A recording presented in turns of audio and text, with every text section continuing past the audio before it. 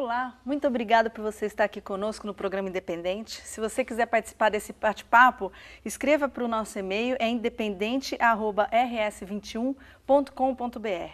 O nosso assunto de hoje é drogas no mundo. O consumo tem diminuído ou tem aumentado? Qual que é a estatística? O que as pessoas e os especialistas falam sobre isso? E para conversar sobre esse tema, está aqui conosco o Dr. Osmar Henrique, ele é psiquiatra, e o Dr. Marco Antônio... Marco Antônio? Isso. Marco Antônio Garcia, ele é psicólogo e dono da Clínica Zenit. Isso. Muito obrigada pela presença de vocês aqui conosco. É um assunto delicado, né? Como é que a gente começa, doutor? Como é que a gente começa a falar sobre o consumo de drogas no mundo? Tem aumentado ou tem diminuído? A gente tem percebido pelas pesquisas, divulgações relacionadas aí aos grandes publicadores, o número praticamente se mantém estável em porcentagem, né? Mas quando a gente pensa em porcentagem, o número de população aumenta, então o número de usuários aumenta, né, tornando-se um problema de saúde pública mundial, né, que é debatido pelas organizações de saúde, governos, questão de segurança pública, diversos outros órgãos. O que eu acho interessante dessa estatística é que se mantém 5% das drogas ilícitas. Só que as drogas lícitas não fazem parte da pesquisa e cada vez estão sendo liberadas outras, né? Então, como que a gente consegue, com um dado que não é correto, não que não seja correto, mas que não é inteiro, a gente conseguir fazer um projeto de prevenção, por exemplo, Marco Antônio? Como que a gente consegue com um dado desse? Eu acho que tem a ver com o lugar que você vai fazer a prevenção, que população que você vai estar falando e qual é o material que você tem para fazer isso. Assim, eu acho que não existe um trabalho de prevenção que seja mundial. Eu não acredito nisso. Mas acredito que para cada comunidade ou para cada região você pode fazer um trabalho diretamente para aquela população. O que eu acho engano assim, é você tentar achar uma solução mundial para um problema que é extremamente complexo. Então, que envolve várias características do ser humano, né? Espiritual, emocional, física. Então, a pergunta é qual é a solução? Eu não sei se tem solução. Sinceramente, eu não sei. Mas eu acho que talvez se a gente pensar no microcosmo, a gente consiga achar solução ou pelo menos melhorar a condição de vida daquelas pessoas. Lá na Clínica ZNT, por exemplo, que trabalho vocês desenvolvem lá? Como vocês conseguem fazer com que eles vivam com mais dignidade? Bom, é uma clínica pequena, eu trabalho no máximo com 8 pessoas, é só internação voluntária. A maior parte das pessoas tem entre 25 e 45 anos que chegam lá. Eles chegando fazem a desintoxicação, desde que seja uma desintoxicação que não precise de um cuidado hospitalar por 24 horas. Então, é feita a desintoxicação e o trabalho psicológico de prevenção de recaída.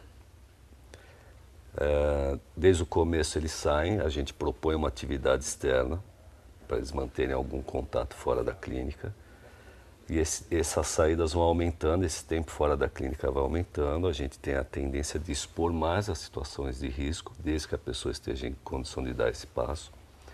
E esse tempo vai aumentando até que ele se sinta seguro e tenha condição e tenha montado um projeto que ele consiga colocar em prática. E quando a gente fala de recuperação, qual que é o índice?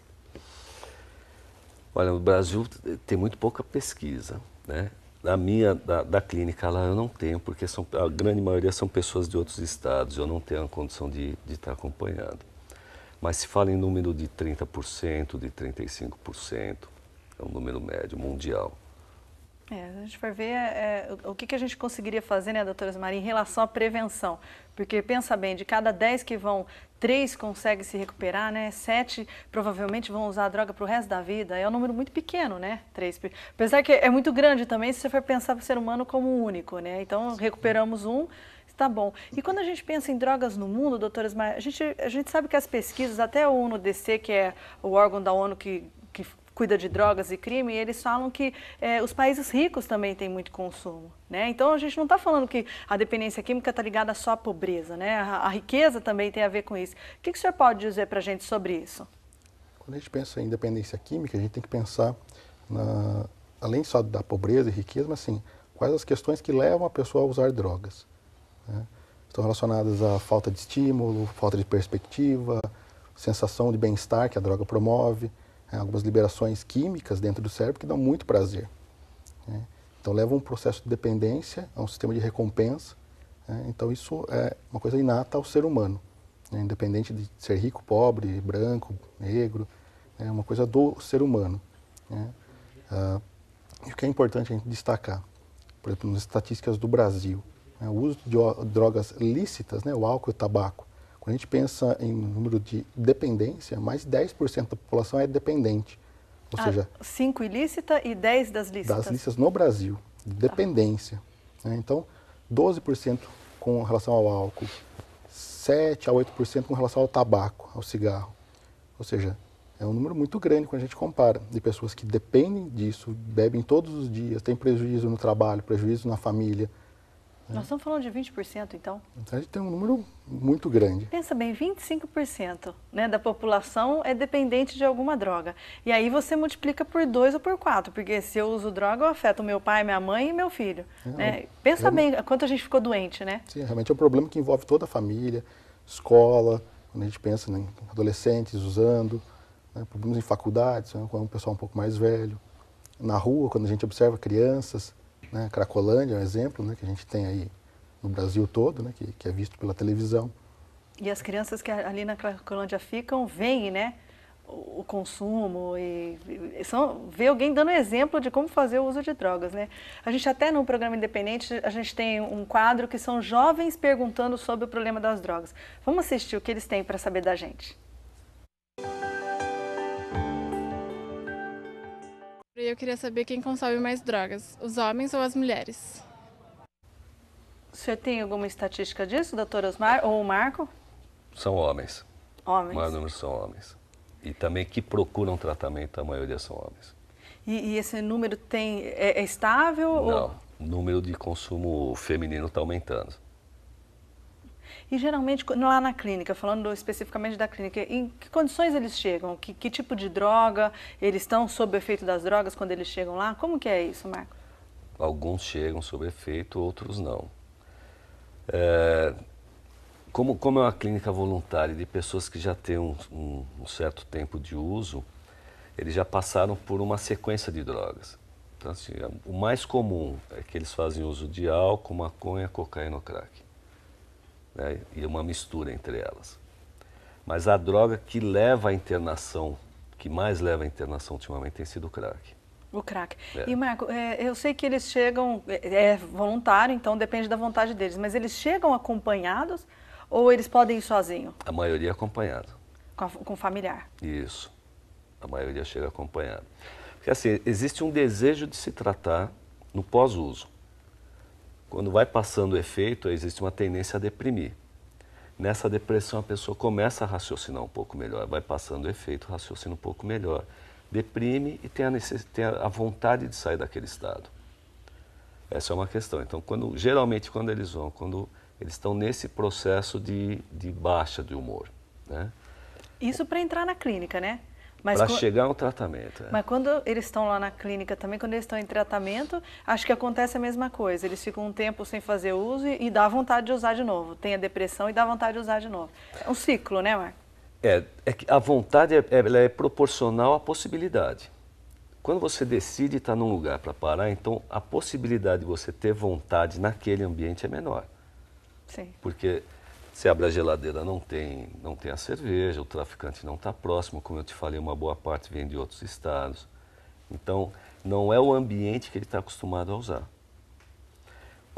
Geralmente, eu estou falando no caso específico desse tratamento que nós fazemos lá, quando normalmente aparece mais a vontade, quando eles começam a ter a possibilidade. Então, são nessas saídas. Geralmente, quando está sozinho, ou está com dinheiro no bolso, não tem ninguém que possa estar junto com ele, tá olhando. Então, quando eles passam a ter de novo o controle sobre o impulso, é que vem a vontade. A vontade, ela é maior nessas situações. E as famílias têm sempre um acompanhamento, estão sempre acompanhando eles e vocês também ajudam as famílias, ou isso não? Famílias que vão visitar, sim. Agora, uma boa parte não vai mais. Deixa ele lá. Interna, são de longe, são pessoas que já passaram por várias internações e essa credibilidade de que vai ter algum resultado, ela já está diminuída. Então são famílias que acompanham um pouco, no meu caso. E doutora Osmar, com certeza deve ter um familiar nos ouvindo, né? Como que ele se motiva a, depois de repente, 10 internações do filho, continuar a ajudar a levá-lo na clínica, a fazer o tratamento? O que ele deve fazer? Orientação é o principal papel do médico, do psicólogo, daquele agente que trabalha com a saúde e dependência química. A explicação de que a dependência química, assim como outra doença qualquer, uma hipertensão, diabetes, ela tem um percentual de insucesso no tratamento. Então, quando eu trato hipertensão, 50% não melhoram tão rápido. Então, nas drogas em geral também é a mesma coisa. Então, destacar que uma internação, às vezes, é suficiente para curar, às vezes 10 são necessárias. Destacar exemplos de pacientes, às vezes, né, contar histórias e mostrar e tentar motivar essa família. Interessante que eu tenho um caso próximo na família, né? E a expectativa é sempre assim, agora ele está internado, agora ele sarou, então agora ele vai ficar bom. E é muito raro na primeira internação, né, Marco? Não sei qual que é a tua experiência lá na clínica, mas na primeira internação a pessoa fala, nunca mais vou usar droga. Isso é raro, não é? Não é raro falar, é raro acontecer. A grande maioria não se trata num primeiro tratamento. Acontece? Acontece, mas não é regra. Infelizmente, as regras são recaídas. Porque faz parte, né? Talvez faça parte. Por que Faz não parte. consegue no primeiro tratamento, né, se recuperar? Porque assim, a droga faz parte da vida da pessoa. Ela se acostumou e consegue conviver com o sofrimento dela, com as situações dela, através da droga. Nós estamos falando de pessoas que estão usando há muito tempo. Não estamos falando de um adolescente. O adolescente nem pensa em parar. A grande maioria não pensa em parar. Mas nós estamos falando de um adulto que vem numa batalha para largar e que tem essa, apesar do desejo, tem essa dificuldade porque o equilíbrio dele foi, ao longo dos anos, feito em cima do uso de droga. Você tem uma maneira de encarar teu sofrimento, eu tenho a minha, ele tem a dele. A pessoa que faz uso, a droga é peça fundamental para isso. A tolerância ao sofrimento é muito baixa. E como o senhor falou, né, é um hábito, né? Acho que tem momentos que ele nem sabe porquê, mas ele está ali fazendo uso, né? Virou um hábito na vida dele. Você que está nos assistindo, o programa de hoje é Drogas no Mundo. Se você quer participar com a gente, envie seu e-mail, é independente, @rs21.com.br. A gente vai para um rápido intervalo e já volta.